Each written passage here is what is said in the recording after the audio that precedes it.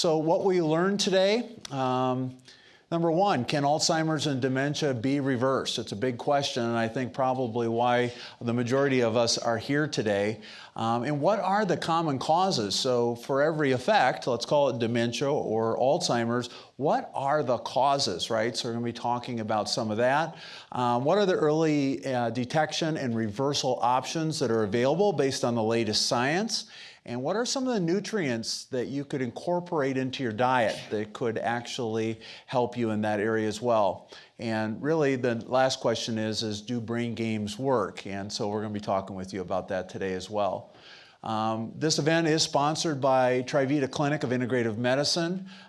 We offer primary care, we offer women's health care, we have laboratory services, prescriptions, we have a really great non-invasive pain management clinic as well. We do some allergy, immunotherapy, we do all your referrals to specialists. So just think of us as your primary care clinic, and we can do all of that. We accept most major health plans. There is a list of plans out in the other room after the event that you can pick up as well. Finally, well, that's going to do it there. So what I'm going to do next is I'm going to actually invite Dr. Ankit Chander to the stage, and he's our first speaker. So Dr. Chander, if you could come out. He's the medical director of our clinic. So thank you. All right, thank you all for coming. Here he goes. Oh, great, thank you. I've been looking forward to this talk because it's such an important topic. But as I was greeting everyone, I think it's going to be very meaningful for me because of how many of my own patients are here today. So thank you all for coming. I think most people have a familiarity with Alzheimer's, a type of dementia that causes problems with memory, thinking, and behavior. It's usually gradual in onset. The first stage is something we don't talk about it much, but it's actually a well-known entity. It's called subjective cognitive impairment. Subjective cognitive impairment is when you feel there's a problem with your memory. You feel you're not running at full strength that you used to. You go to your doctor, and they may do all the appropriate tests, but everything still comes out normal. And yet you can still notice there's a difference. So that's the first actual stage that some people get into of Alzheimer's. The next stage is mild cognitive impairment. So that implies you get some tests done, maybe something shows up, but it's not really affecting your ability to live. When it affects your ability to live, that's what Alzheimer's is. So if you go to the Preventive Services Task Force page of America, there's 98 recommendations there for things we need to be screening for. Alzheimer's is actually not one of them. If you really investigate, you'll see there's something where they look at cognitive impairment. And it's really fascinating. If you read the details, it'll say our official recommendation is screening for cognitive impairment. We don't recommend it because there's insufficient data. There's insufficient data that there's benefits that we get to screening for cognitive impairment. And it's a little surprising when you first hear that the government says, oh, don't worry about screening when we screen for 98 other things. But the rationale is there because there's very little we can do for it. So it's understandable that they would say, well, if there's nothing we can do, why screen for it? But it's just such an empty strategy that we have. There's no prevention, there's no diagnostic test, there's no cure. So it's not a surprise that something like this is happening. So if we compare Alzheimer's to all of, pick 4 of the other major illnesses in the country. From 2000 to 2010, prostate cancer decreased 10%. Heart disease and stroke both decreased about 20%. The deaths from Alzheimer's increased 68%. That's terrible. And what's even worse is that we're anticipating this number is actually going to increase. And that's also understandable because at the moment, we don't think there's anything you can do about it. The latest numbers are, if we keep projecting forward at the current rate, these numbers are going to triple in the next few decades. You know, so Jimmy Stewart, Rita Hayworth, Norman Rockwell, Aaron Copland, all of these individuals had Alzheimer's. And of course, there's an obvious cost to the patient. There's an obvious cost to their lives. You could argue there's the cost to us about the contribution these individuals could have given us. You know, my grandmother had Alzheimer's. And so unlike many illnesses, it's a whole different way of caring for someone. And it's much more challenging than, I would argue, almost any other disease. There's a feeling of lack. There's a sense of fulfillment that comes when you're caring for other things. And here, it's like there's no response when you're working with someone with Alzheimer's. It's very challenging. I admire all the caregivers and family members who are working with people with Alzheimer's. And then the costs of caregivers and healthcare facilities, currently estimated at $250 billion in the country, estimated to reach $1 trillion by 2050. So current therapies aren't very effective. There's basically two medicines right now. There's something called Aricept, or donepezil, and there's another one called Namenda, or Namantine. And when I've prescribed both of these medications, I usually get 3 responses, one of 3 responses. And the odds of getting these 3 responses is about 1/3 of each. So a third of the time, people will come and tell me they had a side effect. Their stomach was upset, they got dizzy, and that prohibited them from being able to take the medicine. A third of the time, I'm told there's no improvement. And then a third of the time, usually it's not the person, but one of their family members or a caregiver will come back and say, I think it's a little better. To date, I've yet to have one person come back to me and say, wow, I feel better. My memory has returned. There's an improvement from one of these medications. There have been no new novel drugs for 14 years. So if you span that across all of our medicines, that's a 99% failure rate. That's a cost to pharmaceutical companies of $200 billion over the past 2 decades. Some of you might remember there was a medicine that came out called Namzaric last year. And it can appear like a new medicine, but Namzaric is actually a combination of the 2 generic medicines that are already available on the market at a 1,500% markup. So it's really not considered a new medication. You know, every 2 years we hear about there's going to be a new medicine, there's going to be something coming, and as of yet, for the past 2 decades, nothing has panned out. At the moment, they're again saying something else is going to come. All of these medicines, especially the latest ones, have been developed on the concept that Alzheimer's is caused by amyloid plaque. So Dr. Aloysius Alzheimer, in 1901, he did the work where he found individuals with dementia. On autopsy, he found these things called amyloid plaque in their brain. And so we've kind of had that one-to-one model that plaque causes Alzheimer's. Why don't we develop a medication to remove plaque? And so far, that model hasn't worked with one success. If you Google, there's of course another story that something is going to work.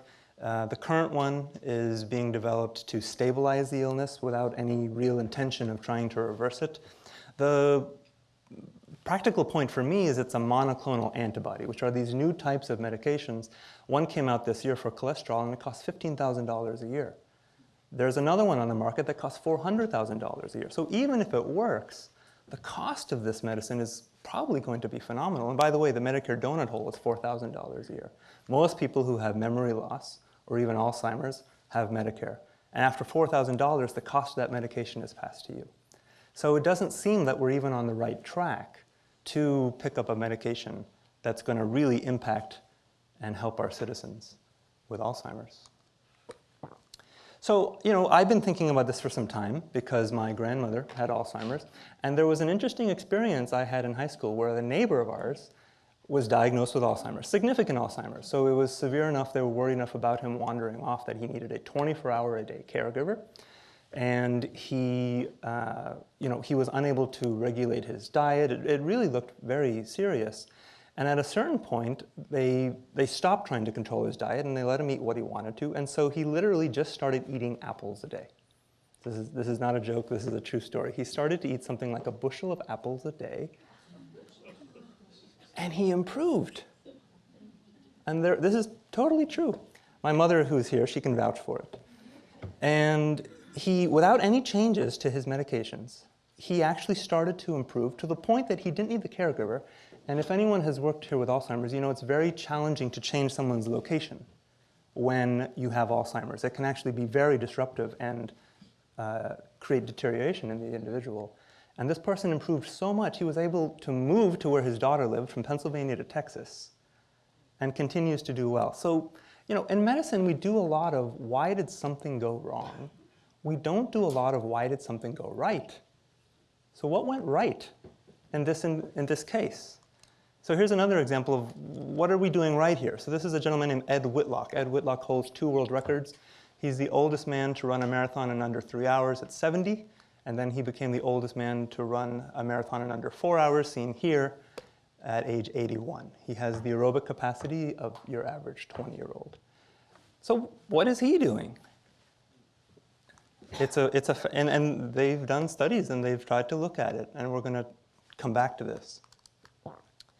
So, so in my medical career, I've been following different approaches. And I want to talk about 2 very different approaches to medicine. So one is called epidemiology, which is basically medical statistics, and cellular biology, which you all had, basic chemistry, looking at petri dishes under a microscope, okay?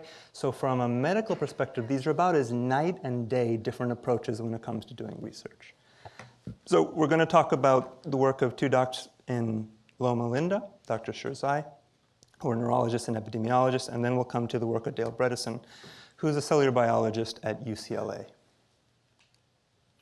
So Dr. Sherzai, they practice at Loma Linda. So Loma Linda is not far from Los Angeles. It's somewhat a community. The area is like Phoenix, so there's a lot of disparate communities very close together. And you can travel 5 miles in one direction and be in a completely different climate than 5 miles in another direction. And so as they were practicing, they noticed, first, they could practice in a place like San Bernardino, and they would have high rates of cancer, heart disease, Alzheimer's. And then they opened up a dementia center at Loma Linda, and nobody came. They joked that the doors were open and nobody showed. And they said, well, what's going on here? Is it something in the water? So what they started to realize as they researched their population, so they actually did this study, plant-based diets lower the risk of cognitive impairment. In Loma Linda, there's something called, there's a high population of something called the Seventh-day Adventist population, which some of you may have heard of. It's a religious teaching with a much greater emphasis of health than your average teaching. So they're primarily vegetarian, they're very active, and right in that area, they were able to compare these different populations in front of them, and they found plant-based diets lower the risk of cognitive impairment 28%. They continued to do research, and they found more studies. Many of these were actually out of Columbia University in New York. Mediterranean diets lower the risk of Alzheimer's 40%. Just brisk walks, this is the Framingham study, arguably the largest epidemiologic study we've done to date out of Harvard, lower the risk 40%. And then what's fascinating is then you have the opposite side of it. Cardiovascular health studies show that being obese in midlife raises the risk of dementia by 40%. Insulin levels raise the risk of Alzheimer's 39%. These are not small numbers. When we talk about lowering the risks of heart attacks using statin medications, the risk reduction you're getting is usually 20 to 30%. And of course, everyone knows how important it is to get your cholesterol checked and less than those numbers. This is saying any one of these things is stronger than taking a cholesterol medicine, is stronger than taking an aspirin. And I'm not saying don't do those things, but I want you to know the relative strength from my mind when I see numbers in the 30s and 40% is very real. This is like a medical prescription for me. So, that was just the food side of it. But what if we expand to, lifestyle, of course, is much more than just food. So this is a study, this is the New England Journal of Medicine. This is arguably the leading journal of medicine in this country. And they did a 5-year study, this is out of Albert Einstein, and they found that people who were reading, playing board games, playing musical instruments, all of them lowered the risk of dementia. Dancing was the winner, interestingly enough. Dancing lowered the risk of dementia by 76%. Has anyone heard about this study? This study was published in 2003. This is a 14-year-old study. I guarantee you, if there was a medication that came out that said that we could lower your risk of dementia by 76%, 14 years ago, every single person in this room would be able to tell me the name. There would be TV ads about a medication that could do that every day, every day. But unfortunately, the dance academies of the country don't have the ability to market this, and so you never hear about this. This is extraordinary. This is 76%, even if it's not true. maybe you'll still get 40%.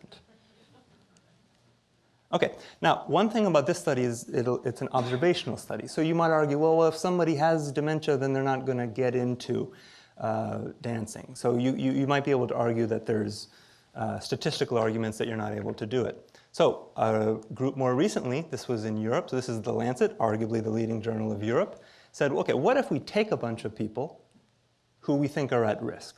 They either have subjective cognitive impairment or they're showing other risk factors. Can we start with 2,500 people, split them into two groups? For one group, we're just going to do all of these things that we're talking about. We're going to talk to them about diet. We're going to talk to them about movement. We're going to give them brain games. We're going to make sure their blood pressure is good. We're going to make sure their diabetes is good. Can we make a difference proactively instead of just doing it observationally? And the answer was yes. On average, they found a 25% improvement in cognitive scores compared to the individuals, that group of people who didn't do anything. So this shows it's not, when I talk about lifestyle, this really ought to be at a level like a medicine in our mind. And we ought to be taking it like a medicine, thinking about it that seriously. This was so successful that the Alzheimer's Association, fortunately, has now funded 5 months ago, in July, they've actually funded this study to start in the United States this year. So they put $20 million to replicate this study in this country. So these things are actively happening, and a lot of people are waking up to the fact that we have to be doing something different. It's just a matter of time and how quickly we can get there. So those are the sorts of studies that are out there, okay? So this is, when we're doing studies in science, you take one variable and you watch it, and it's a little bit limited in what it can achieve. So this is actually a great work done by Dan Buettner, and he said, well, let me ask a different question. Rather than trying to see what we can do or what's going on and how we can improve, let's ask the question, who's doing the best? Let's ask the question, where are people living the longest?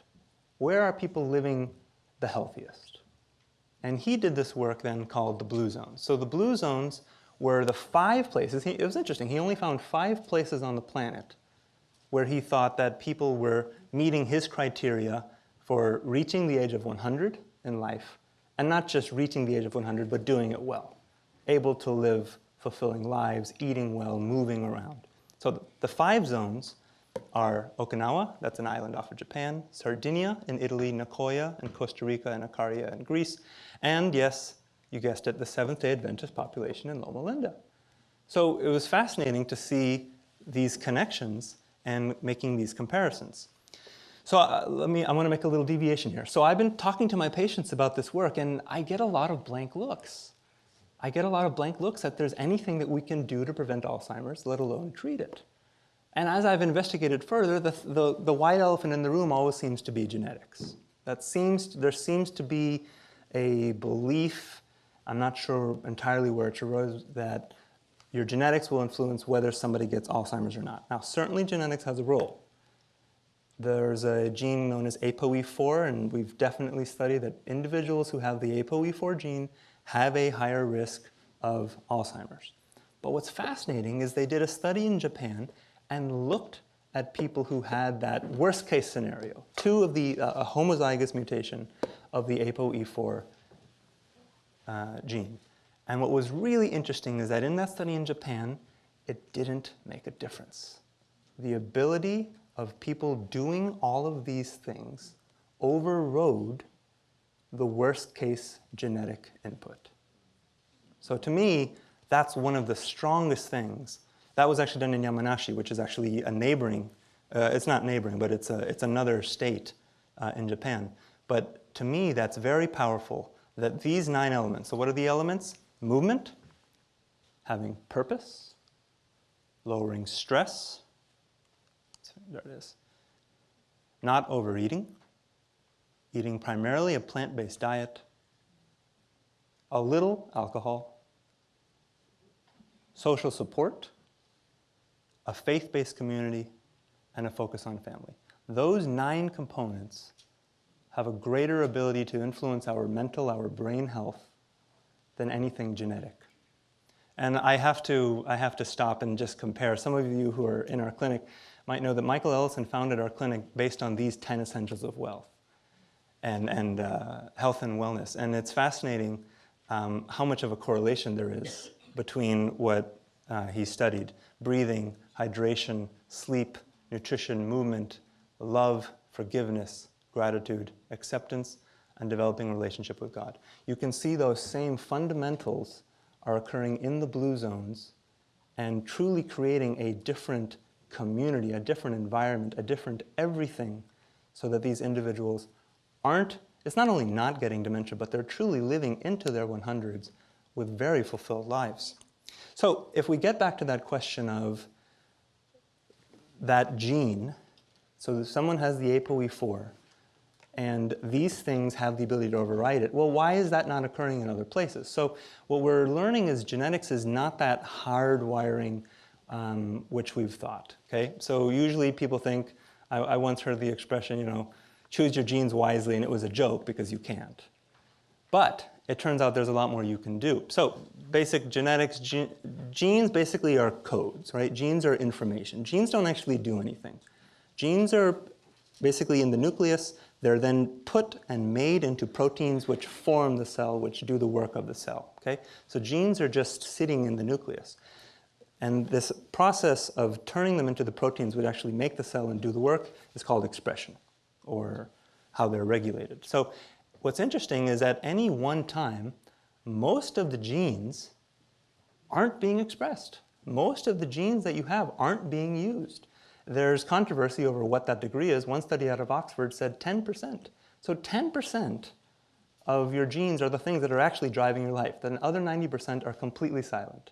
And there's a whole work studying this called epigenetics, which is trying to determine how does this process work. It's actually a lot more complex than we've ever thought. This is a great paper by Dean Ornish, who some of you know really put lifestyle medicine on the map when he showed you can reverse heart disease through changes in lifestyle. This is back in the 80s at UCSF.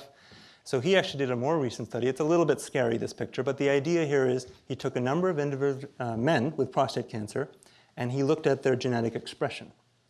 He then changed what they ate, how much they moved, all the things we're talking about, lowering stress, and in just 3 months, he changed the expression of 400 genes. So each of these rows is a gene. Green is when he's turning off. These are prostate cancer genes, so off is a better thing. And what he's able to do is turn off 400 genes without any medication in 3 months. This is super impressive. You know, I think if more people understand that this is really going on, food truly does become much more like a medicine. And ignoring food becomes much more of a risky situation, and relying only on a medication, be it in prostate cancer or for prevention of Alzheimer's. This is another study looking at genes. So this was King's College in London. So they said, well, let's look at some twins. So twins are an interesting example where people have the exact same genes. So theoretically, again, if the traditional teaching is people with the same genes have the same life, have the same results, then theoretically those people should have the same cognitive function. And what they found is, in their research, they actually discovered muscle mass was a much higher indicator of cognitive decline than anything else. So people who have a higher muscle mass had actually not only less cognitive decline, but they actually had larger brains. They had a greater brain volume on MRI after, this is a 10-year study. So the joking conclusion was stronger legs have bigger brains. You know, so for my patients, you can see sometimes when I tell you to take protein, it's not just for the sake of taking protein. There's all these different ramifications. By the way, sometimes if I've ever told you to take B vitamins actually help allow this to occur. If your homocysteine is high and the beta vitamins lower that enables the process of the body to more rapidly change its genes. So you can see that all these things are linked. And in this study, they did it again. They said, well, let's look at the ApoE4. It was a relatively small number of people who had the ApoE4 in this situation. But in that group, they still said there was no difference in the people who had the worst case scenario genetically for Alzheimer's from people who didn't. Again, implying that, in this case, protein intake, physical activity, particularly weight-bearing exercise, to raise muscle mass, had a greater effect than where that person's genes started, especially when you're comparing twins. So in conclusion, this is just the world of epidemiology, so the world of medical statistics, the world of medical observation, by adaptation of brain healthy habits and avoidance of brain unhealthy habits, from the compilation of the data and their experience in their center at Loma Linda, they're estimating that up to 90% of Alzheimer's can be prevented. 90%. That's huge. When it comes to Alzheimer's, the most damaging myth of all is that lifestyle has nothing to do with the disease.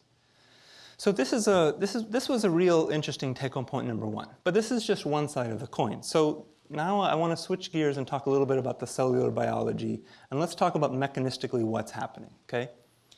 So the idea here is, everyone's heard the expression, you are what you eat, and it really ought to be your body is what you eat, but it's a very real thing. So the epidermis, the outer layer of the skin, it's entirely new every month. The retina is actually changing faster than that, and what we've now learned at varying degrees, it's occurring in every organ of the body. So it could take years, but still, gastrointestinal tract, bone, brain, every single cell of the body is undergoing regeneration, okay? And of course, to do that, it has to use the available building blocks, which comes from your nutrition, and it's always in a process of removing old cells. So think of it as cleaning your house. You're always taking out what you don't want and putting in new good things. So let's look at the example of bone and osteoporosis. So that same process is going on in bone, okay? The body employs two types of cells, osteoblasts, these are the things that are always building bone, and then osteoclasts, which are removing bone. So these things are in a child, in an older individual, those two cells are always in relative balance. And we've learned that if they get out of balance, if the osteoblastic ability becomes lower than the osteoclastic, you develop osteoporosis. So the medications that we have basically try to slow down the osteoclasts so that the osteoblasts become relatively stronger. And the newer medications are actually more directed just at the osteoblasts. And this is the rationale for why we've been talking about things like calcium, vitamin D, because those are the building blocks for bone so that the osteoblasts have an easier time of making new bone. So Dr. Bredesen, and his story was, he came to UCLA as a very traditional researcher. He had no intention of looking at natural approaches to Alzheimer's. He once said he wanted to, like many others, find that cure, find that one-shot wonder, the magic bullet that would prevent Alzheimer's. But to do that, he really had to take a close look at where Alzheimer's comes from. So from his research, he found that Alzheimer's can actually be thought of, maybe it's not as much thought of like amyloid plaque causes Alzheimer's, it's more like osteoporosis.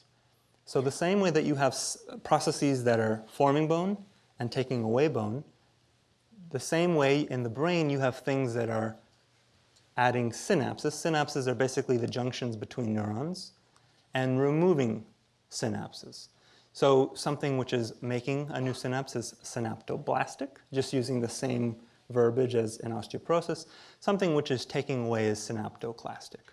And you might think, well, why do we need something synaptoclastic taking away those synapses? Well, that's really important, actually. There was an individual who didn't have this, and he could remember. You could say, on October 3rd of 2007, can you remember where you were? And he said he could. He had a phenomenal memory, but it was actually very challenging to live. So it's useful for the body to forget things that it doesn't need, and then therefore there's a process where it can keep on making new memories and new connections. And this is all the work of neuroplasticity that you've all been hearing about how the brain can transform itself. It's a very active process. It's going on in each of us at all times.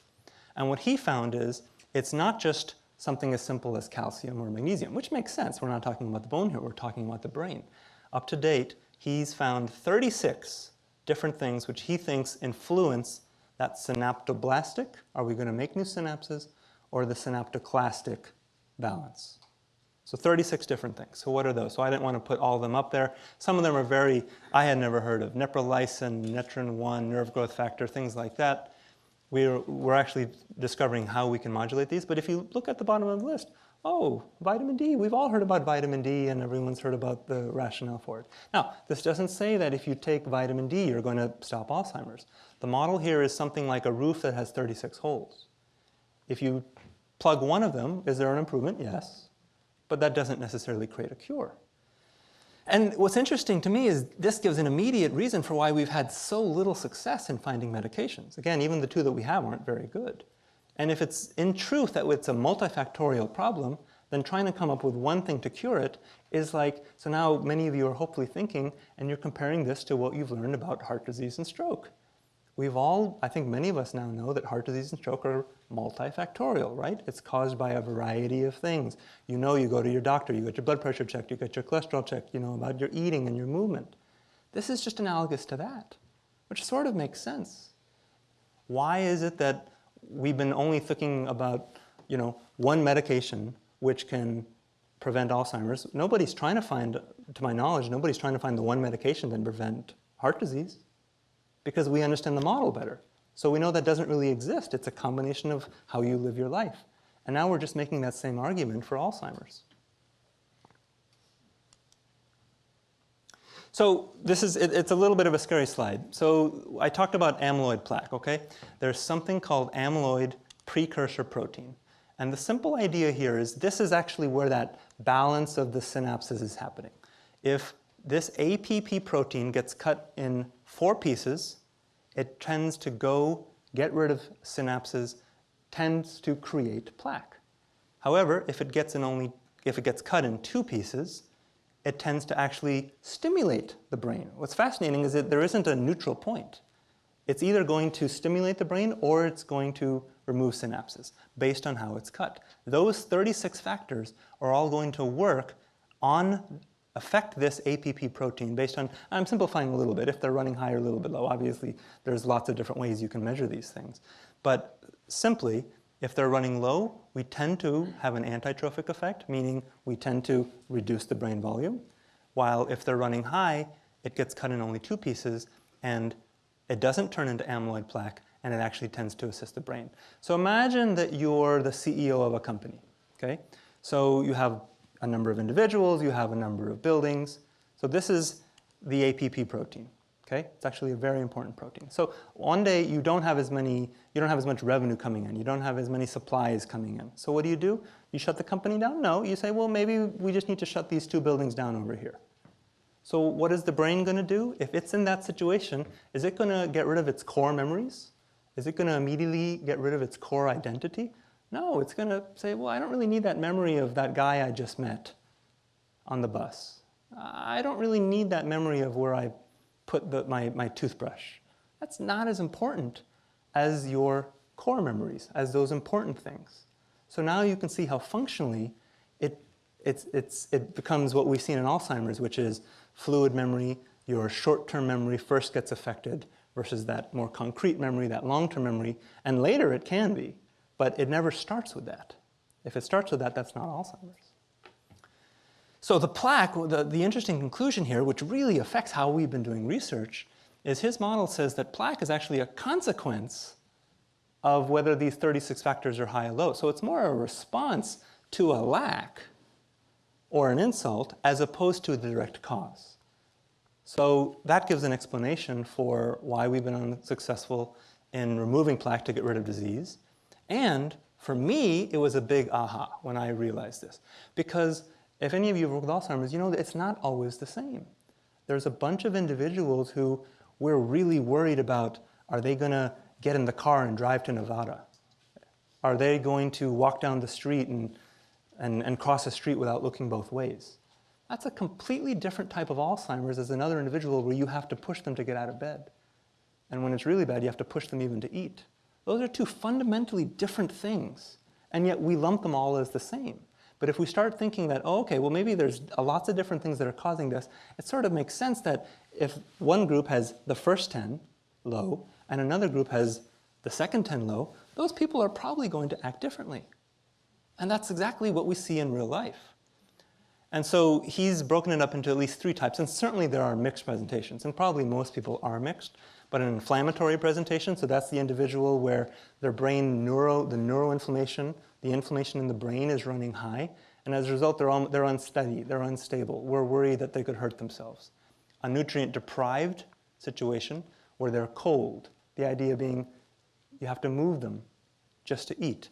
And then the third is a toxic one. So this is where he's discovered different toxins over time can create a completely different presentation. So this is where, and of course there's controversy about this, lead, mercury, thimerosal, things like that, slowly increasing in the brain and contributing to a completely different type of Alzheimer's altogether. And he's done work to show for example, an inflammatory presentation will have certain markers we can look at. A toxic presentation tends to have difficulty with mathematical comprehension, things like that, to help us determine where we are on these three. So it was really fascinating for me because I realized that that neighbor that I mentioned to you who ate a bunch of apples and improved, he's documented this now. This was likely an inflammatory presentation. He was getting inflammation from a standard American diet, which as he removed the trigger, his brain was naturally able to recover. He was most likely pretty good on some of the other elements. But once that the inflammatory trigger and the inflammation decreased, he actually removed relatively quickly, and that's what they're seeing.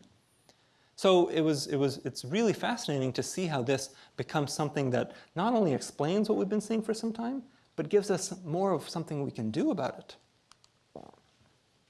So, of course, the big question becomes, can we proactively address those factors to reverse disease? So this is Dr. Bredesen's patient zero, he calls it. This is a woman named Kristen, age 65, who began to experience cognitive decline to the point that she actually had to stop working.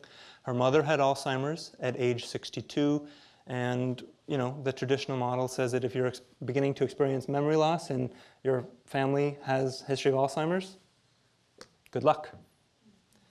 And she was really worried about this because she was otherwise very healthy, and she even reported suicidal ideations because she saw how challenging it was for her mother. So this is a real sad situation. Fortunately, she found Dr. Bredesen. Dr. Bredesen was unable to actually get his research approved to do anywhere because it was too complex, and nobody wanted to fund a 36 factor trial study. We usually study only one thing at a time. But fortunately, he was able to give her some guidance. And what's fascinating is just through nutrition changes and supplements, she noticed a return of her abilities in as little as 3 months, to the point that she was able to work full-time, and 8 years later continues to be working full-time. So that's just one study. But now he's actually published in a major journal, Aging. He looked at, this was 2014, so this is now a couple years old. He did 10 patients, 5 of them with diagnosed Alzheimer's, 5 of them with cognitive impairment. So that's usually the mild cognitive impairment, meaning they've done memory tests, they've done different sorts of tests that show, yes, your memory is not at full strength, but you're still able to bathe yourself, eat. So not still diagnosed as Alzheimer's. Using these extensive protocols, 9 out of 10 achieved reversal in as little as 3 and up to 6 months. 6 were able to return to work. And like I said, it was done 2 years ago, so they've reported it, sustained results up to 2 years. And in 2 years, and the reason we know that is the next study, in 2016, they said, well, these were, the tests of working with a clinician, you do a 5-minute memory test, so it's not as thorough. So they did a neuropsychological test, that's a 3-hour memory battery test. Some of you might have been through it. It's a pretty grueling test, as well as MRIs. And they confirmed that, yes, those results were very real. And what was fascinating is in one study, they even showed that brain volume increased, again, not having done any medications, and just changing lifestyle. So to me, this is fascinating because it's not just saying that we can change our gene expression by changing what we do, but we can actually change physical anatomy by changing how we live our life. And this has been impressed enough that Cleveland Clinic, many of you have heard of, they're going to study it because they feel like this is something worthwhile. And so that study is now underway at the Integrative Center at Cleveland Clinic. So from the world of cellular biology, and he now reports over 200 people treated by these natural approaches. He reports 90% showing improvement. So in his opinion, Alzheimer's disease can be prevented, and in many cases, its associated cognitive decline can be reversed. So where do we hear that 90% number? That's the same conclusion that Dr. Sherzai came to. So when I see something like that, 2 different people taking 2 entirely different approaches, getting to the same conclusion, I think it's real. Certainly the Alzheimer's Association, they can't move too quickly and tell people that, oh, we all of a sudden have a solution. But I think it's really interesting, and we shouldn't ignore when you have two fundamentally different approaches coming to the exact same conclusion. And I think this 90% might be very real. In this study where the one individual didn't improve, that was late stage. So the message here is just as you've heard with any other illness. If there's subjective impairment, meaning memory loss is going, don't wait. Because the later it gets, the harder it is to reverse.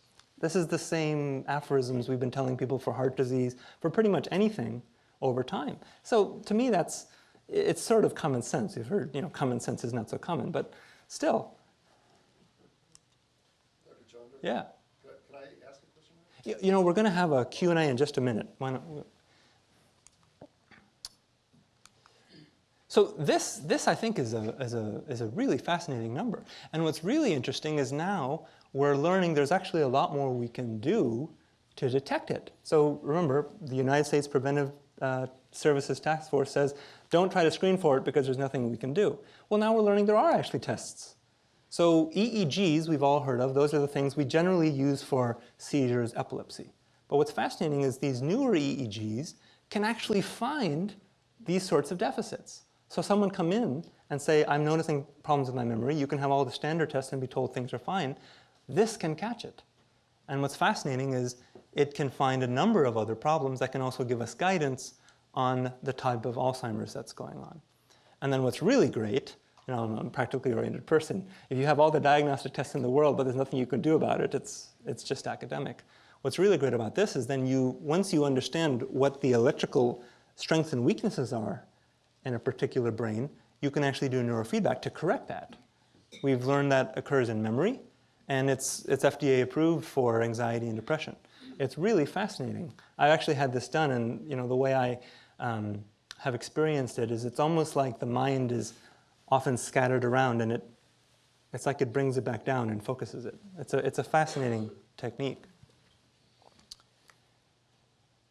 So, I'm presenting a lot of theory, I'm presenting data. I really hope I'm creating the impression that this is doable. This is not out of anyone's reach. It doesn't mean we have to climb Mount Everest at 80 or swing the English Channel at 70 or run a marathon at 90. Those are great examples, though, and we all like to be doing that. But these are very real things, and people are doing it. So why is it someone else can and we can't? I think the answer is we can. They probably just got into situations where their 36 factors were naturally optimized, while in many situations, we weren't doing it. So this is very real. We take a multi-pronged approach. The key here is if someone just does neurofeedback, we know that'll improve your memory. If someone just changes what they eat, someone will improve their memory. If someone just takes specific supplements that you need, that'll improve your memory. You can imagine what happens when we do all three at once. And it truly is synergistic. Synergy is 1 + 1 = 3. Because what happens is, if we do neurofeedback, we increase electrical activity and blood flow to the brain. Well, if we're increasing it to the parts of the brain that are in need, and then we're replenishing the body with the specific nutrients it can use to rebuild itself, you can imagine how you get a much quicker response. At the moment, these things take time. My hope is that we can really facilitate this for people, and eventually Alzheimer's becomes something which, if somebody has it, it's sort of like, oh, well, just go get treated, as opposed to the way it is now, which is fear, which is a reaction of Alzheimer's. There's nothing you can do. And what does that mean for the rest of your life and for that family? There's a lot of new things coming to light. There's books written about any one of these things. We didn't want to try to spend hours and hours on just one topic. So, Dr. Sheeler is going to talk about two of them. But just so you know, there truly are many things that can influence those 36 factors in more ways than we're realizing. These are some of the references I can show you later. And,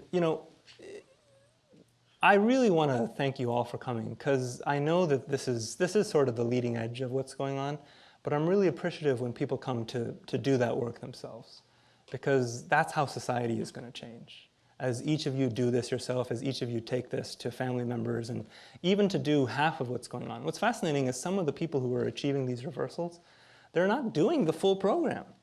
It's as we get smarter and smarter about how to detect what people need, we're learning that it's more just about learning what you need and making a few of those changes to not only prevent but potentially also reverse Alzheimer's.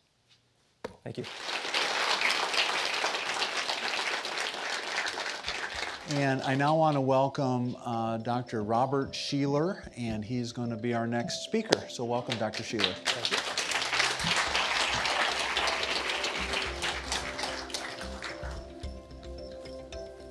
Good. Well, thank you so much for having me.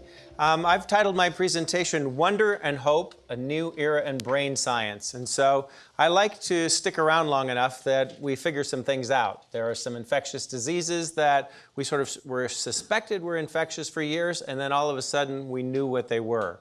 And so during most of my career at Mayo Clinic, when I was in Rochester, I wondered if we'd ever come up with anything that helped Alzheimer's disease, and I hoped that we would. But now that the functional medicine folks and many other pathways, as Dr. Chander discussed, are coming up with actual solutions to Alzheimer's and cognitive decline, I think that we go back to an era of wonder where we are fascinated and enthralled and really understand how complex the brain is, and that we can actually have hope that there are things that we can do that will change and influence this.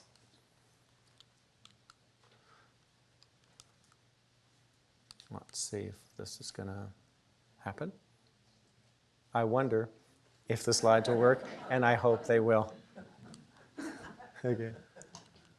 There we go. So I like dichotomies, things that come in two, things that are opposites. So up, down, left, right, high, low, black and white. I wish more things in the world were black and white, because there seems to be a lot of gray, and this slide is pretty representative. There are some things that are clearly one or the other, but there's a lot of gray in the world. Hot and cold, big and small. So one of the things that I've thought a lot about is things that I know and things that I don't know. So I divide a lot of the world into that, because I like to eat databases and learn new things. And so I think a lot about, well, these are things that I know, and these are things that I don't know.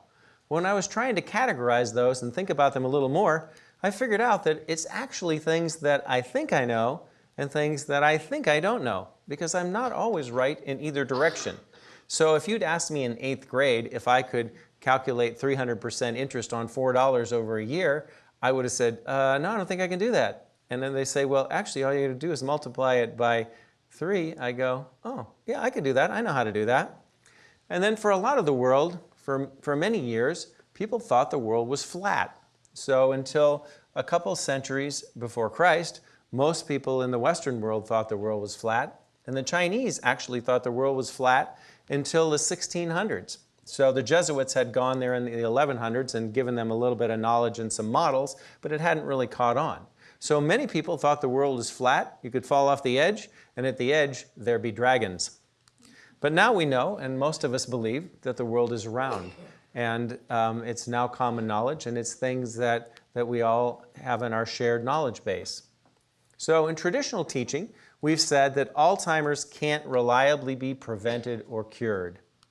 And so this young woman's posture and affect describes a lot of my feeling about Alzheimer's through most of my career. When somebody that I knew and liked and took care of them and their family got this terrible disease, I was just in despair. I knew that there was a bad course coming, that it would be a long time, they'd lose a lot of themselves, the family would lose a lot of their resources, and it was just a thing that caused a lot of angst and sadness. So primary care doctors, most of the ones that I know and most of the ones around the country, don't send a lot of their patients who are starting to have cognitive decline to neurologists or specialists, because they know that not much is going to happen except they get put on one or two of those medicines that Dr. Chander discussed. They get put on Aricept or Namenda that might change the course of their illness a little bit. I've actually seen a couple people that have made a big difference for a year or so, and then they resume their fairly rapid downhill course. So as a primary care doctor, I sort of gave up on sending a lot of these people to neurology or specialists, and patients don't go to they don't go to their doctor in the first place, and they don't go to specialists a lot of the times because they know there really isn't much that can be done up until now. And they say, well, why would I go give up my driving privileges? Why would I, darken my life and get a diagnosis that I don't want that's not really going to help me? And then the neurologists, they're trying, but traditional neurologists don't really do much. They might do spinal taps because they can get some diagnostic information. They're starting to do these volumetric MRIs that help us tell what pattern does this fit. Because there are many different types of dementias. So Alzheimer's is the main one that we see, but Parkinson's disease itself has a dementia in the later stages, and sometimes it comes on earlier. There's a group of dementias called frontotemporal dementias. Then there are vascular dementias. So if you've had a stroke and lost part of your brain, or you have multiple mini strokes or things, that's a vascular dementia. But mostly what we're talking about is Alzheimer's, because Alzheimer's is most of the dementia. So here's another paradigm that we're taught that actually is turning out not to be true, which is that Alzheimer's is one disease. So drug companies, many of them, have spent several $billions on therapies trying to get rid of tau tangles or beta amyloid plaques. And they've all been miserable failures. And that diagram Dr. Chander showed you where things are sliced up into one piece or another from the amyloid precursor protein explains why that could happen some. Because the body has a lot of intrinsic wisdom, and it turns out that amyloid actually serves a function. It prevents and fights infection, it fights inflammation, and it does some things that are important. So unless you get rid of the underlying source, the underlying cause that's making that happen in the first place, and you just get rid of the body's defense mechanism, a lot of times when we just scooped all the amyloid out of there with some chemical process or a hideously expensive monoclonal antibody, the patients actually got worse. So it's said that Alzheimer's is one disease, and that's turning out not to be true as well. So one of the things that I do in addition to family medicine is I do functional medicine. So I'm certified, and a lot of my clinical practice is in functional medicine, looking for root causes, looking for ways and reasons that things happen. So one of the other things I am is a headache specialist. And so if you go to a traditional doctor and you say, well, I have a headache, and they ask you all about it. Well, is it one side or both sides? Is it pounding? Do you have light sensitivity? Those kinds of things. And they go, yeah, okay, we added up the points, you have migraine. Okay, well, I have migraine. That's great. What am I going to do? What causes it? Well, no, it's just a clinical thing. You have migraine, and so you take this medicine, and this medicine will make your headaches better. And your headaches get better because they're migraine. And they're migraine because the headaches get better. And so, okay, but yeah, what causes it? Well, no, it's migraine. I think I answered your question, didn't I? And so functional medicine doctors say, well, that's nice, and it's always good to have something. Much of my mantra through my career at Mayo when I was in Rochester is, we'd rather have a cure than a diagnosis. It's like, if we don't understand it, but we can get it better, at least we've done something to help you. And so functional medicine doesn't really believe that as much. They believe that, and we believe that it's better to look for a source of the problem than it is to just treat it or to just treat the symptoms. So functional medicine looks at systems biology, how cells and communities of cells communicate with each other, how transport of nutrients, how detoxification pathways, how all these things on the biochemical level work together to give us outcomes. Dr. Chander has already introduced you to Dr. Bredesen, and after I became certified in functional medicine, one of the additional trainings I did was to do Dr. Bredesen's training for his protocol. Now, he is a thought leader in this, and as Dr. Chander mentioned, there are many others going down this path. There are many people looking for solutions. They're using traditional medicines from Ayurveda, from things like Bacopa. They're using minerals. They're using supplements. They're using things that boost intracellular antioxidants. And so Dr. Bredesen has come up with the brilliant conclusion that Alzheimer's is a polyfactorial thing. There are many different things that go into it, and so to improve it, you need to improve a lot of these at the same time. And that's been a frustration because our current science has been very reductionistic, is we're going to find the cause. We're going to find the antibiotic that treats your strep throat. You'll take this, you'll be better, and your 7 minutes is up, and you're done. And so Alzheimer's doesn't work like that. It takes years to get it. It's lots of things that happen to the brain and the whole body and our whole metabolism, the way our system communicates and what happens. And so Dr. Bredesen has identified these 36 pathways, and the protocol tries to identify which ones are active in each individual and to address as many factors as possible. Now, when you go to a traditional institutional review board and you try to get approval to do research on this, I'm going to try to influence these 36 factors. They go, yeah, okay, well, which one is it that causes the Alzheimer's? Because that's the one. So you change the one thing, and then you keep the other 35 constant, and then that's how you can tell if that works or not. It's like, no, you actually have to change a bunch of these. They go, well, that's not science. It's like, it's a different kind of science. It's a new leading edge science that says that if you just change one of these things, it's not going to improve things. So he uses the analogy of a barn with 36 holes in the roof, is if you fix one of those holes, on a sunny day it's still going to be bright in there, on a rainy day it's still going to be wet in there. But if you fix several of the big holes and several of the small holes, you don't have to do them all. It's an active biologic system that will start and begin to heal itself. And so Dr. Bredesen's been the first mover in this, and his brain science is very biochemical, and it seems to be getting results where nothing else had. Is this well accepted in medical centers? I don't think so, because I see some patients through the Bredesen protocol, and one of them had just been to my former alma mater a few days before, and they said, well, there's nothing you can do, and I don't know why you're asking about all this other stuff, because it isn't science. It's the application of science and scientific discoveries before it becomes the standard of care in routine medical practice. Dr. Bredesen says that everyone knows someone who's been cured of cancer, and virtually no one knows someone who's been cured of Alzheimer's. And that's why I was so encouraged by Dr. Chander's story about the gentleman with apples, because I have not really seen that type of response prior to the onset of functional medicine approaches. Dr. Bredesen divides Alzheimer's into 6 different subgroups, and you can actually be in more than one of these groups. So the first group is HOT, and HOT is an inflammatory process. Many of the things we do, the traditional American diet, the lifestyle where we're mostly sitting, where we're stressed all the time and our hormones are out of balance, those things cause an inflammatory response. And so that apple case, apples actually heal the gut, and they have substances that help to decrease inflammation. And so that was probably a case of hot Alzheimer's disease. The second one is cold.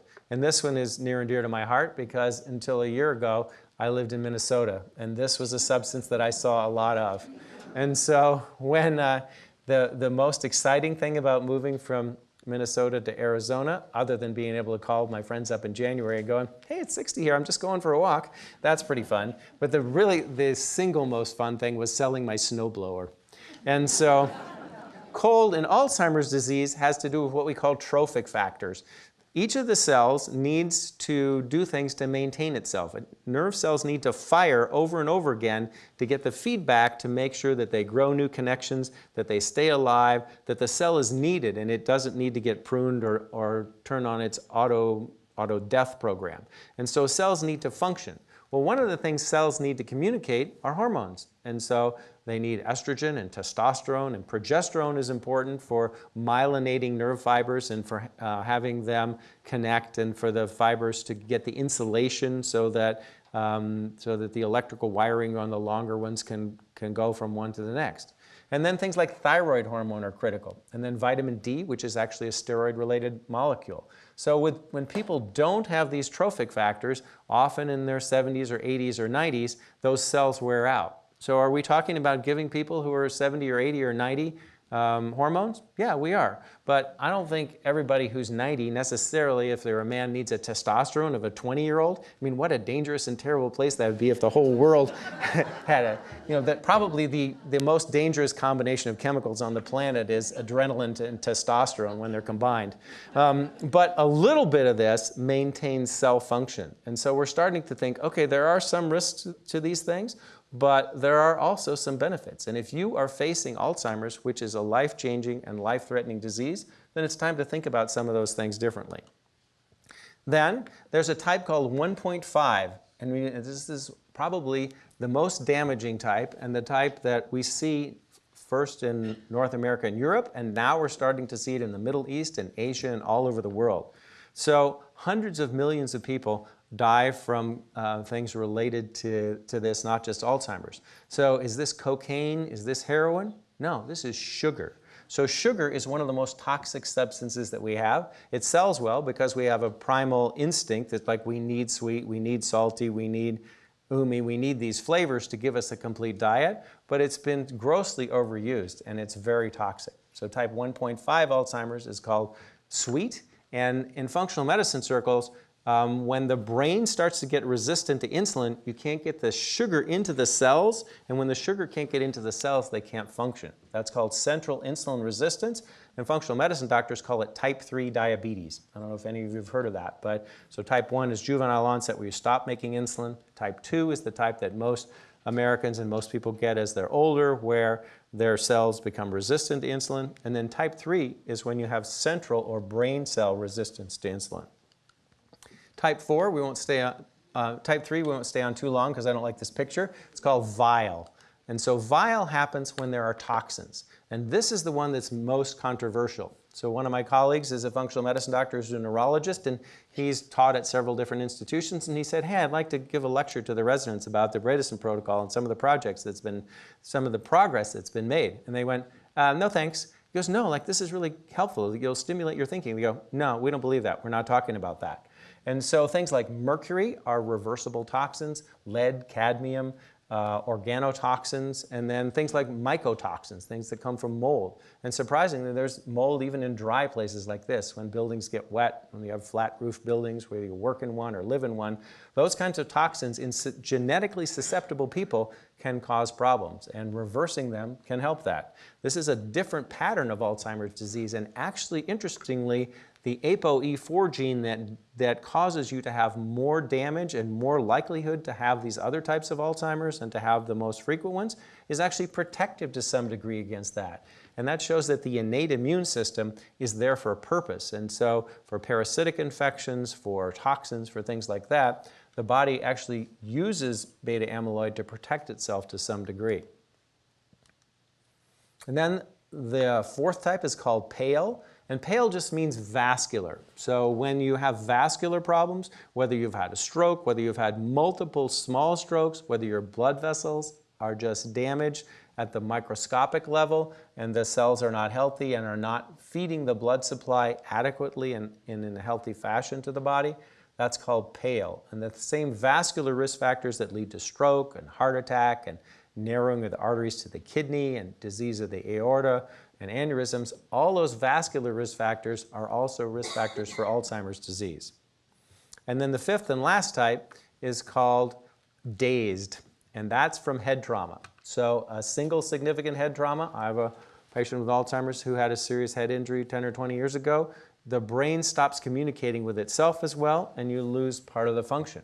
Now, some of those advanced therapies that Dr. Chander was talking about, I've seen people get EEG neurofeedback and heal from head injuries that were 20 years old. So I think there are things to do about this, but the scariest one is the chronic traumatic encephalopathy. That's what we see the football players getting, even when they wear helmets. Soccer players who head the ball a lot, you can show that, especially if you have certain genetic susceptibilities, that people get that. And so this one is called dazed. And so sorting out which kinds of things caused the risk factors to be there and which ones are predominant in an individual is something that can be done with testing, it can be done with history, and it can be done using the results of an analysis of the person's life and their other risk factors. So for instance, if you're diabetic, then you automatically have insulin resistance to some degree, and that insulin resistance probably carries over into central insulin resistance, so you have some of that type 1.5 or sweet pattern of Alzheimer's. So I believe that when we look at and try to preserve cognition, and when we try to treat people for cognitive decline, whether it's at the earliest stage, that subjective cognitive decline, lots of people will make dramatic progress and go completely back to normal from there. Mild cognitive impairment is the next stage, and mild cognitive impairment is almost two different diseases. So you're demonstrably lower than if you have normal cognition, so the test will show some abnormalities, but usually your activities of daily living are okay. You can do your laundry, you can make it to the grocery store and back, you can do the types of things you need to do, but you may not be balanced in your checkbook as well, or you might start to lose some linguistics or those kinds of things. And so mild cognitive impairment, some of the people go to mild cognitive impairment and then they just have this very slow progress over years and years and years and don't really have a dramatic course down. They've just lost some function and they may, as they age, lose a little bit more function.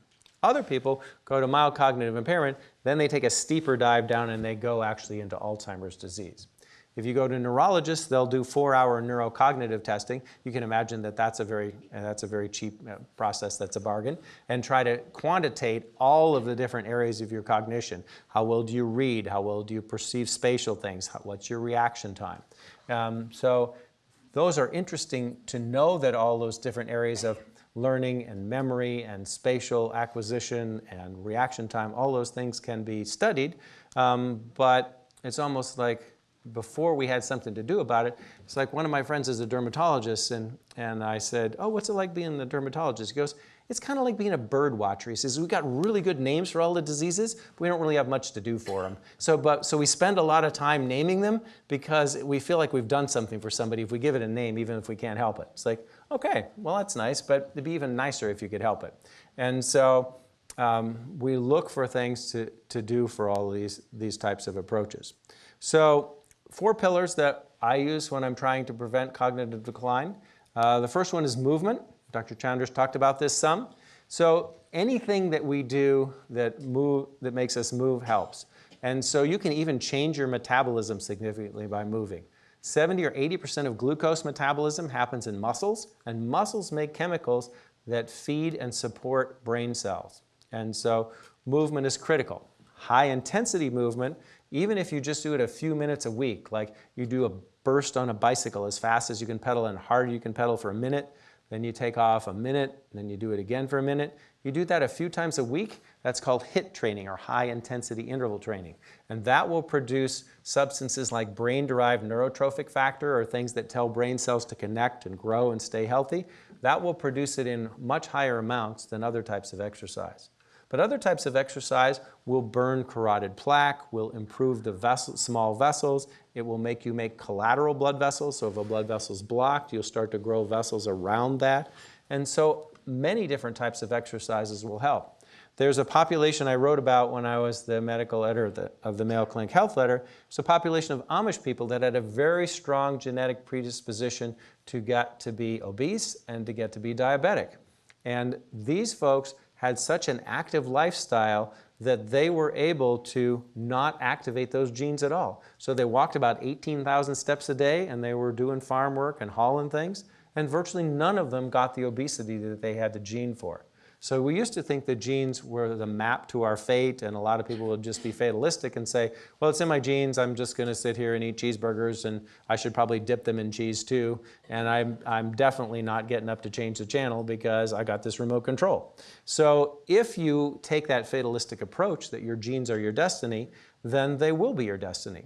But if, on the other hand, you say it's which genes I turn on and off, just like that diagram Dr. Chander showed you with the prostate cancer genes. It's which genes that are turned on and off that affect your outcomes. So movement, I like Tai Chi a lot. That's one of the things that I do personally and teach. It's a gentle movement that you can do at any age. It can be a high-intensity martial art, or it can be something that you do standing and holding onto your chair, or even seated. Walking is a pillar of things that I like to do too. For folks who have joint problems, I'm very big on having people do water aerobics and water-type swimming. And then I think a critical component is to build muscle. So muscle is the key to metabolism, muscle is the key to maintaining mobility, and muscle is the key to overall healthy aging. So we know that's important for the brain, but it's also important to be here, to be able to get up when you fall, to be able to maintain the strength and the position of your joints. And so building muscle with some weight training a couple of times a week, even once a week, is helpful. So you want to do that in a way that's safe and that's sustainable, because this is most of my prior life, prior to a few years ago, is that when I'd start to do something, I'd get some positive feedback. So then I'd lift more, and then I'd think, well, that's pretty good, and then I'd lift more. And then I'd say, well, that's even better, and then I'd lift more, and I hurt myself, and then I'd quit for a year or several months. And so what you need to do is you need to have an intelligent approach to maintaining and building muscle that's within the range of what you can sustain, and that it's also supported by nutrients, because proteins are made up of amino acids. And so we need to have an adequate protein intake. So if animals or people take high amounts of protein when they're growing, they get bigger, faster, stronger. And then if they continue to take high amounts of protein through their young adult and middle adult life, they wear on their kidneys some and they get some worse outcomes. But once you get to about 65, then a higher protein diet actually preserves a lot of things. It preserves muscle mass, it preserves brain function, and it improves your insulin signaling and your sugar metabolism. So high protein at the beginning and the end of life is a very important and very helpful thing. You just need to find a source that's clean and healthy in many different ways. So movement on many levels will provide nerve growth factors, it will provide sustenance, it will improve metabolism to the point that it's very helpful for Alzheimer's and cognition prevention.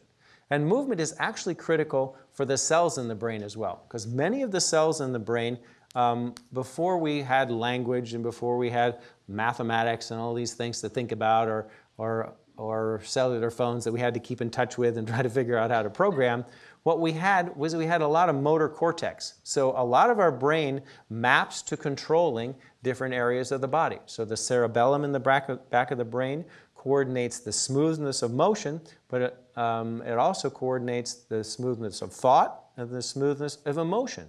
And then the cerebral cortex, the thinking part of the brain, lots of that maps, in addition to what it's doing like linguistics, it still has connections to movement areas of the brain, because it was something that we had for years and years, and then it was remapped to be used for cognition, to be used for linguistics, to be used for mathematics. So these things are add-ons, and movement will help fire the cells. When the cells fire, they stay healthy, they stay strong, they connect more with other cells. So I'm a huge fan of movement, and I think that everyone needs to find some way to incorporate that. One of the most interesting things I've seen recently is an elliptical machine you can put under your desk. So you can be there working at your computer, and then you're working on the elliptical. People who stand part of the time at their desks do better. And people who aren't chained to a desk overall, they do better yet. And diet, we've talked about anti-inflammatory diet, and we'll continue to talk about that. Diet that's very rich in greens seems to be helpful, rich in prebiotic fibers, and so the microbiome, the bacteria that live in our gut that are anywhere from 3 to 10 times as many cells as we have in the rest of our body, and have as much or more genetic material than we have in all of our cells combined. The microbiome depends upon things that get through the upper system and are not digestible by the human digestive system, and then the microbiome feeds on that. When the microbiome is healthy, then the gut wall is healthy. When the gut wall is healthy, it's not leaking proteins and other fragments of things into the system, where you become allergic to them, you start to respond to them, or you leak things called endotoxin. Endotoxin are the bacterial cell walls of gram-negative bacteria, and they are some of the most inflammatory substances known to man. And so if you start leaking endotoxin into your system all the time, you get a chronic inflammatory disease. So in functional medicine, we often say that almost all disease begins in the gut. And so they'll tell you that there are studies that say that 40 years before someone gets Parkinson's disease, you can find inflammatory changes and changes in their gut and in their vagus nerve leading there that traces back to the brain. So we think diet is critical. Some healthy protein is good.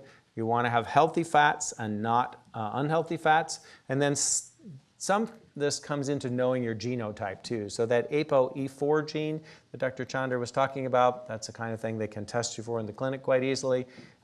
People with ApoE4 genes don't metabolize fats as well. So they get more vascular disease, and they get more heart attack, they get more Alzheimer's. And so healthier kinds of fats and processing them is something that's important to do. And then nutritional supplements. I'm a big believer in nutritional supplements, as my family knows, tripping over them, trying to get to the toaster where they're all lined up on the counter. is that I think in our current society, we are eating foods that are grown on 85% of American soils are depleted of nutrients. We just add, we add chemicals, we add nitrogen, we use pesticides. We have taken a lot of the magnesium and the manganese and the boron and the chromium, and we just add nitrogen and we grow these crops that are then further processed with solvents and other things. And so we get foods that are empty, even if they are grown in an organic fashion. If the soil is depleted, you're not going to get the same kind of micronutrients you used to get. So for instance, probably through much of human history, people would exercise, they'd be outside, they'd be synthesizing vitamin D, but they'd also probably eat about 4,000 calories of a rich and varied diet that was mostly plant-based, because that's what they could find. And of those 4,000 calories, they would come from soils that had all of the kinds of nutrients that people needed to grow and thrive. Now, we eat between 1,000 and 2,000 calories, depending on whether we're dieting or whether we're binging. And we have trouble burning that unless we're doing a lot of athletics and exercise. And those 2,000 calories are coming from depleted soils. So it makes sense to figure out which nutrients that we need, which ones we're probably not getting from our diet, because I guarantee you that if most of us in this room ate 4,000 calories a day, it might be fun for a little while, but after a while we'd be carrying around a lot of extra calories with us. So I think figuring out which nutritional supplements are helpful to fill the lack, to get us up to things that sustain health on the cellular level, give us reserve for our organs so that they can actually deal with things and stay healthy is a good factor as well. And then the next critical thing is brain work. And so learning new things makes new connections. And doing things that are sophisticated and complex and staying active with your brain is helpful. So people who continue to work as opposed to retire early, they tend to get Alzheimer's later. People who do brain games, people who work on the computer, people who read more, people who learn a new language. All of those kinds of things are extremely helpful to keep the brain intact. So those are the 4 pillars: movement, diet, nutritional supplements, and brain work. So I'm going to tell you about a mythical island that existed a few decades ago. It was a place that everybody went to for healing. It had healing waters. When they went there, they felt better. A lot of their diseases and illnesses would seem to get better, and overall their health would improve. And so people from around the world would come to this island. It was a very special place. They would spend their money. They'd go there and have a very positive experience and leave feeling a little poorer in cash and a little richer in spirit and in body and in health. But then something happened. A dictator took over that island. And so you can circle and pick your own dictator because there are all sorts of villains. But once that dictator had the island, then everybody knows that when you say, oh, what about Mythical Island? Should we go there for vacation? Is that a good place to go for healing? It's like everybody knows the Mythical Island is off limits. It's controlled by the dictator, and why would we go there? It's not a place we know. So you're at a party, you say, well, I'm thinking of going to Mythical Island. They go, oh, wait a minute. Everybody knows. Oh, okay, got it. Well, let's just go to the mountains instead then. So it's off limits until it's not, because after a while the dictators die. The Europeans buy the island, they rehab it, and it turns into a healthy place again that everybody wants to go.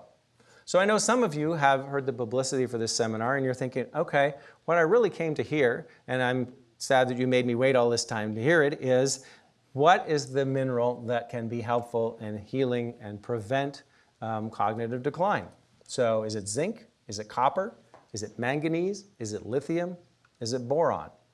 Well, I will tell you that there were health spas, and there still are, around the country and around the world that have rich concentrations of this mineral, where people go to take the waters, they feel better, and they actually do have healing effects. And so people have flocked to these for years. And you can still find some of these spas today. They'd feel better and brighter, they have better thinking, and they have brighter moods when they were exposed to this mineral. And so you can expose someone to minerals by drinking them, so they might drink the water, or just soaking in them. So you all have heard of Epsom salts. They're very heavy in magnesium, and so people who soak in Epsom salts help their body replete and take in magnesium. So the mineral is lithium.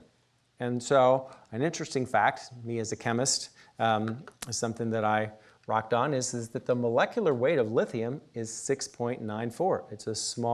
It's the first metal on the periodic table. And lithium actually used to be put in 7-Up. So they rounded 6.94 up to 7. Some people say it's because it came in 7-ounce bottles or that it had 7 ingredients. But I really like the 6.94 since I'm a chemist. So it was rounded up to that, and people would drink 7-Up to feel better. But as the Western world is wont to do, we're not people of balance, we're people of more is better. So if a little is good, more must be better. So what do?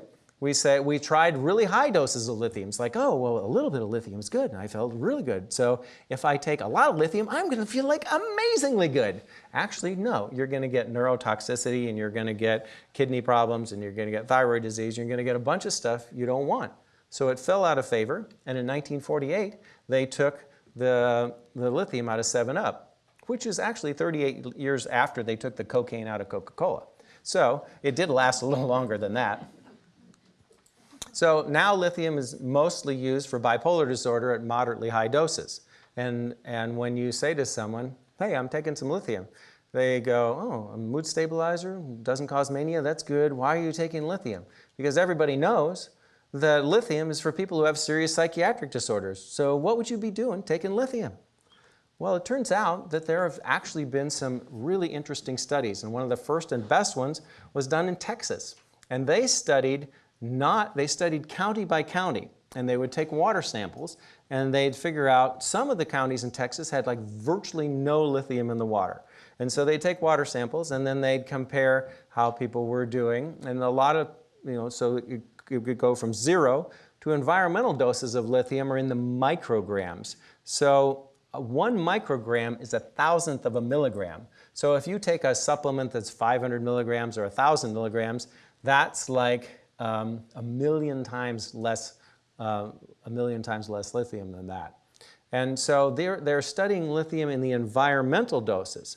And what they did is they compared all sorts of things in these counties for health and well-being. So one of the things they found, they looked at murder rates, they looked at suicide rates, they looked at violent crime, they looked at robbery and assault. And they found out that when there was just a little bit of lithium in the water, 300 to 700 micrograms, that there was less murder in the area. People committed suicide less. There was less violent crime, there was less robbery, and less assault. It's like, okay, interesting, but that's Texas. And Texas is almost like its own country. So maybe it's either something special, or maybe it's weirdness, or I don't know. It's like, they can secede from the Union with just a vote. They don't even have to ask the rest of us because the way their Constitution's written. And so it's like, okay, well, that was Texas. But then they did it a couple different places in Europe and Japan, county by county, and they found exactly the same thing.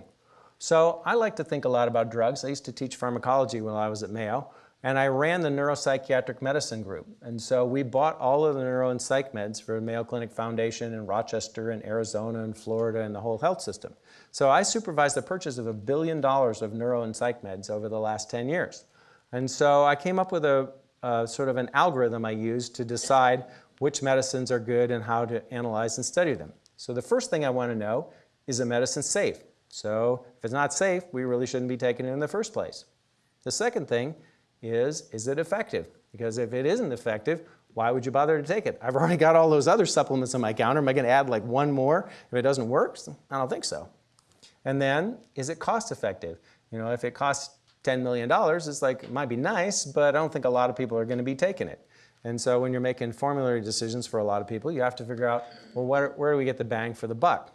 And then the last thing is it available? And so, I think of this for all kinds of treatments. So for instance, if there was a treatment that, would make my back feel better, but there was only one acupuncturist who could do it and he lived on the North Pole, do you think I'd probably look for a couple other things before I went trying to get up to his place in the North Pole? I would. So safety, effectiveness, cost effectiveness, and then availability.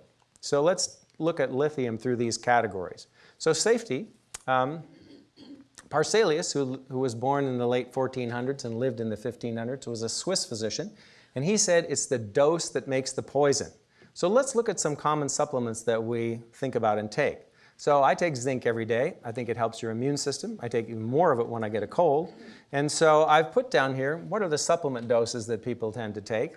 What are the RX doses, either if it's used for more therapeutic things? So for instance, for the ALZHEIMER'S formula, we use to prevent and stabilize macular degeneration, which is very closely related to Alzheimer's disease in terms of some of the beta amyloid and other changes that happen. So the RX dose or the ALZHEIMER'S dose is 80 milligrams of that. And what's a toxic dose? When do you start to get in trouble with single doses of zinc? And so that's up in the low 200 milligrams. So what's the factor between the supplement dose and the toxic dose? It's like 8 times as much. It's like, okay, I better not take too many of those at once. Now let's look at lithium. So if we pick an environmental dose of lithium, the amount that was in the water in Texas, but has actually been shown to be helpful for both cognitive function as well as for mood, and we say that's 500 micrograms. Now remember, a microgram is 1,000th of a milligram. The RX dose, so the people with bipolar disorder who are taking it as a mood stabilizer, they're often taking 900 up to 1,800 milligrams a day. So chronic high doses have been toxic, and then doses of 8,000 milligrams or so have caused some toxicity with acute things. Usually they're not fatal, but there are some toxicity. So what's the safety factor there between the supplement dose and the toxic dose? That's 16,000 times less. So it's like, okay, there's a fairly good margin of safety. So if I take something that doubles my lithium level, then, geez, then I'm only 8,000 times less than the toxic dose. And if I take something that makes the level 10 times, then I'm still only 1,600 times less. So the amounts of lithium we're talking about to use for neurocognitive effect and for mood boosting are substantially lower than the RX doses that people started to shy away from. Magnesium, you can't get away from magnesium. Magnesium is one of my favorite minerals. Most of us are depleted of magnesium because we need a fair amount of it in the body. We tend to lose it, and it's possible to take it in supplement form. It's possible to get it in foods, but the vast majority of people don't get enough magnesium. As a headache specialist, I used to use intravenous magnesium, a gram or two, and when people have toxemia of pregnancy, when they're about to have seizures from toxemia, they're given intravenous magnesium. And so 20 to 200 grams of intravenous magnesium can be toxic or fatal. And so that's a factor of 10 to 20. Copper. Copper is also something that the body needs. And copper and zinc are in very close relationship because they compete for absorption. So you get too much zinc, you don't have enough copper, you get anemic. You get too much copper, you get neurotoxicity. So what's the safety factor there? Well, it's closer to several hundred, but it's not in the thousands. So if we look at safety of environmental doses of lithium, when I say to one of my friends at lunch, yeah, I'm taking a low dose of lithium, they go, okay. And then I say, let me tell you some data about this. Let me tell you why I'm taking lithium orotate. And so that goes to effectiveness. Lithium's been around for a long time, and it's been studied a lot. Now, there are Ayurvedic medicines like Bacopa that have been around for a long time, and they have some studies. There are new supplements and new brain boosting or brain hacking things that have been around for a shorter period of time, and they might have 1 or 2 or 10 or 20 studies. But lithium, there's actually hundreds of studies, both at the cellular level and also at the population level, that shows it does a lot of things. It protects nerve cells from death against toxins in petri dishes and in populations of people who are exposed to them. It improves mood. And in the environmental dose, I believe it was either 300 or 400 micrograms. Some people who had mild cognitive impairment and took a low dose of lithium over 15 to 18 months didn't have any further loss of brain function, whereas people who didn't continued to have mental decline. It improves stem cell production in the brain. It's an antioxidant. It improves nerve growth factors, the same things that muscle improves. It reduces inflammation as one of the causes of Alzheimer's. It improves insulin signaling. It improves the clearance of toxins. It protects against mercury toxicity and improves mitochondrial function. So the mitochondria are the energy powerhouses of the cells where most of the ATP and most of the cellular energy is made when food and fuel is combined with oxygen. So lithium improves all of those things. And so next question is it cost effectiveness? Is it cost effective? And the answer is yes. It can be bought in the same price range that a lot of supplements can. And is it available? Yeah, it's available without a prescription. So I had heard lectures on this, and I was thinking, that sounds pretty good and sounds pretty safe. I wonder if I should take it. But I was sort of sitting around thinking about it, and I travel with my functional medicine friends and hang out with functional medicine people around the country, and a lot of these people spend thousands of dollars on education and thousands of dollars on supplements for themselves and their families.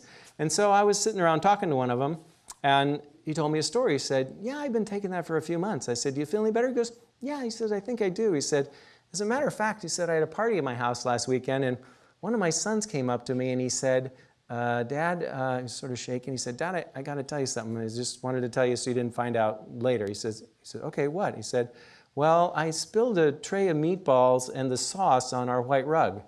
And the dad said, oh, that's okay, honey, I'll clean it up. You just go back to the party. And the kid goes, okay, who are you and what did you do with my father? And so people feel better, they have less agitation, they have a longer fuse, and usually the people around them are going to notice it more than they do. So I talk to a lot of my friends who are taking lithium orotate. I say, how do you feel? They go, yeah, I think I feel a little better. I feel good. Everybody around me seems a little happier. It's like, maybe they're happier because you're less crabby. And so I started taking lithium, and I gave it to several of my family members, and everybody seems to like it. So we're still a little bit nervous about, is it toxic? Should I worry about it? But when you look at the long-term data, it does some other positive things too. It improves bone density. And people who take it live a little bit longer. And so if it was doing a bunch of bad stuff, would the people who take it actually live longer? It's like, probably not. So functional medicine looks at root causes. And one of the other types of things that I like to look at are things that amplify dietary factors. So look at Alzheimer's risk factors: having diabetes, having high blood pressure, having obesity, inflammation or oxidative damage in your body increases your risk of getting Alzheimer's. So diabetes, that's Bradeson's type 1.5 sweet. High blood pressure, type 4 pale, vascular. Obesity, inflammation, oxidation, type 1 hot. So we look at these risk factors and we say, okay, it's nice to have things that reverse us and pull us back and make our nerve cells work a little better, but what about trying to prevent this in the first place? What about helping the cells, each cell to be healthy so that it can communicate and be part of that community of cells that stays healthy in the whole body? And so I like to look at approaches, dietary approaches that do that and addresses root causes. So one of the things that does that is the Mediterranean diet. And you guys have all heard about it. It's one of the main diets I put most of my patients on. It's an anti-inflammatory diet. It uses meat as a condiment, and it uses a lot of olive oil. And when you study the Mediterranean diet without olive oil, especially without extra virgin olive oil, you don't get the same results. And the olive oils that are the healthiest for you are the ones that have that little bit of tang and that little bit of taste that they take out of the ones for Americans, because the Americans go, I don't think I like the taste of that. That isn't like sweet and neutral enough. But those are the olive polyphenols. Those are the antioxidants. And so those have been isolated because they're a water-soluble fragment. So when they're processing the olive oil, they take the olive oil out, and then this water-soluble fragment comes off, and you can get those polyphenols. Those are the antioxidants that are responsible for lowering blood pressure, for a huge amount of data about the Mediterranean diet, to serve as antioxidants that have a very strong anti-inflammatory effect, help people feel less achy, help joint symptoms, and they improve insulin resistance as well. So those are a lot of the risk factors. So the vial and the head trauma and some of those things, those are causes of Alzheimer's. But in our population, it's blood pressure, it's inflammation, it's inflammatory diet, it's low exercise, leading to overweight, leading to insulin resistance. So if I can address the root cause factors as a functional medicine doctor and help people to not get all those diseases, from heart attack to stroke to Alzheimer's, I'm even happier than if I can stabilize or reverse it once it's already happened. So in addressing the root causes, to me, olive polyphenols look like a Mediterranean diet in one small pill. Now, are there a lot of other factors? Sure. Monounsaturated fats are big in olive oil as opposed to polyunsaturated fats, which can be inflammatory, and trans fats, which are seriously damaging, and saturated fats, which people with ApoE4 genes may have some problems with. So there are other things about the Mediterranean diet, the plant-based thing, that are very good, but the olive polyphenol is a critical component, and it's something that I plan to get my hands on as soon as I can and start eating some. So in conclusion, I would like to tell you that I hope you all will stay active and stay fit, because it's a whole body thing. Stay brain active and stay brain fit. Eat real food to revitalize your cells, and leverage your nutrients, because we need to figure out the things that we really need that our diet isn't giving us anymore. And for me, that's supplements or specific food derivatives. So if we treat our body like a temple, if it's a beautiful sailboat and we keep all of the pieces intact so that it can stay shiny and functioning and take us where we need to go, and then we have sails, what drives the sails is the purpose and meaning in our lives. So we want to treat our body as a temple with respect. Every day that we're here on the planet is a gift from God. And by treating our body well, we then have the capacity to figure out why we're here and to align with purpose and meaning. So I hope you all will stay active and stay well, and maybe I'll see you at piano lessons. Thank you.